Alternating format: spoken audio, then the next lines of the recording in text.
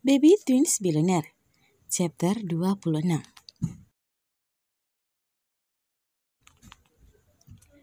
Hari libur telah usai. Semuanya telah kembali ke rutinitas masing-masing setelah 2 hari menikmati waktu bersantai. Vero, Max, dan Maret telah berada di kantor. Si kembar telah berada di sekolah dan Freya pun telah berada di butik. Wanita muda itu berencana untuk memberikan surat pengunduran dirinya kepada atasannya setelah meminta maaf atas kejadian kemarin. Tapi nyatanya, wanita parubaya yang merupakan nenek kedua anaknya menolaknya mentah-mentah. Frey, akan ada saatnya kamu datang ke sini bukan lagi untuk bekerja, tapi sebagai pemilik butik ini. Itulah serangkaian kalimat yang dilontarkan Keisha kepada Freya sebelum akhirnya ibu dari si kembar meninggalkan ruangan bernuansa putih gold tersebut dengan kening yang mengerut. Perusahaan Air Company. Ada apa kamu memanggilku? Tanya Max, berdiri di depan Vero yang terlihat seperti orang yang bingung. Max, kamu ajak Maret keluar. Temani kamu beli mainan, pakaian, dan apapun yang sukai si kembar.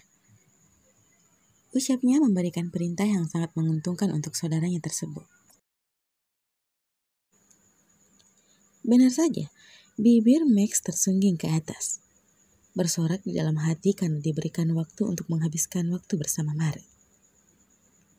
Sudah, jangan senyum-senyum.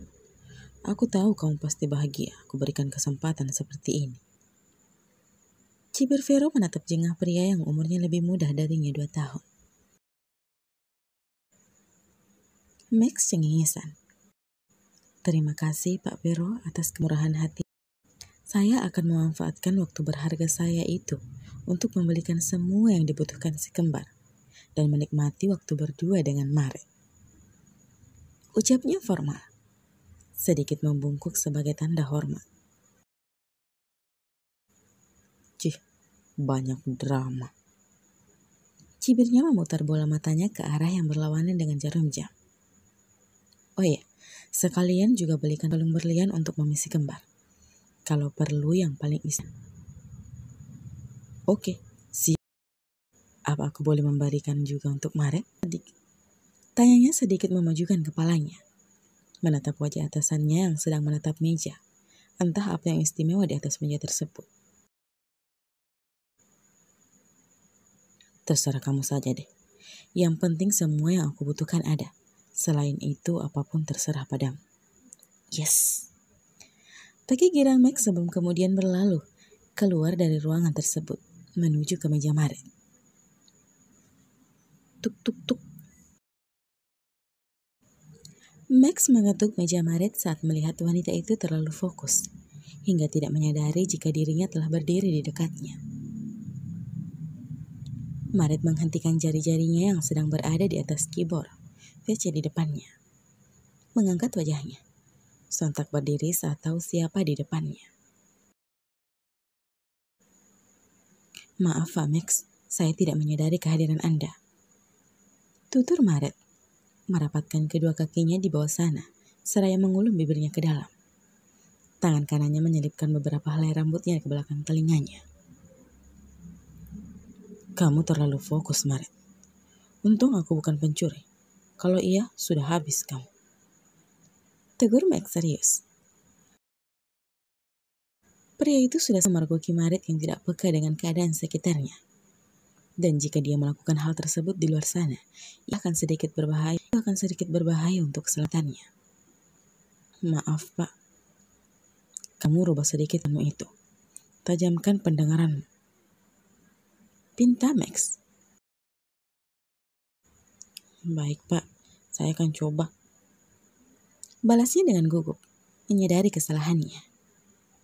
Ada apa, Pak? Apa Pak Max membutuhkan sesuatu? Bereskan mejamu. Dalam waktu 10 menit, kamu sudah ada di lobi dan berdiri di depanku. Maret membuka sedikit bibirnya bertanda tidak mengerti. Tapi Max telah mulai melangkahkan kaki panjangnya, seraya menatap jam tangan Rolex hitam yang melingkar di pergelangan tangannya. 10 menit dari sekarang, Maret. Teriaknya. Sudut bibirnya terangkat penuh kemenangan. Maret yang sadar dengan sigap membereskan semua kertas di atas mejanya. Kemudian mematikan komputernya, lalu meraih tasnya dan berlari menuju ke lift seraya mengetuk. Caranya memberikan perintah sudah kayak di zaman Belanda. Gerutunya setelah masuk ke benda kotak berbentuk persegi panjang yang bisa membuatnya cepat sampai di lobi perusahaan tersebut.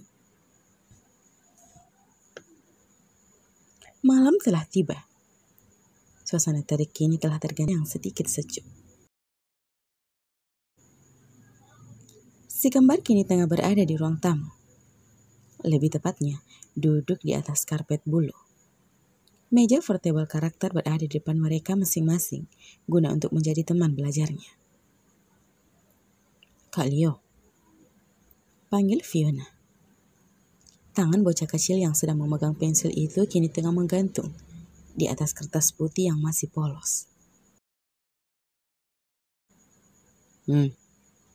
Jawab Leo.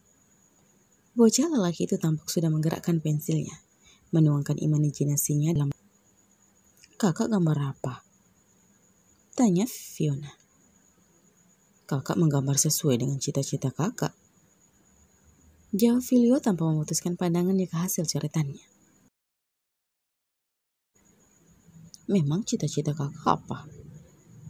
Tanyanya kembali. Pensilnya kini sudah berada di dalam mulutnya, menggigitnya kecil. Jadi CEO dan dosen. Apa itu? Kening bocah kecil yang sedang mengikat ekor kuda rambutnya itu kini tampak semakin bingung. Duduknya yang tadi bersila kini sudah tak beraturan, guna untuk mengintip gambar Leo. Jangan banyak tanya, cepat kamu gambar.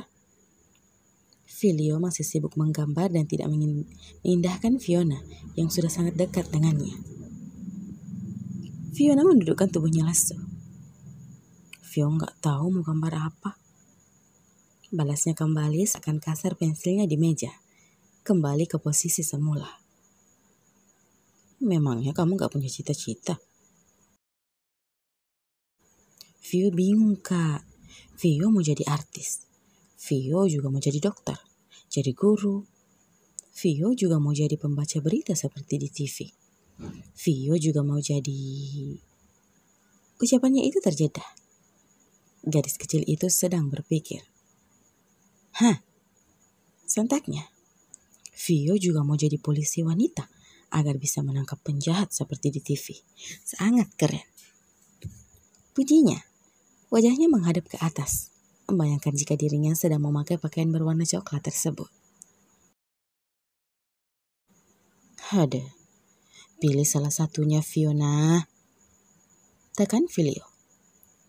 Tapi kenapa kakak pilih 2? Itu karena kakak pintar. Vio kan juga pintar.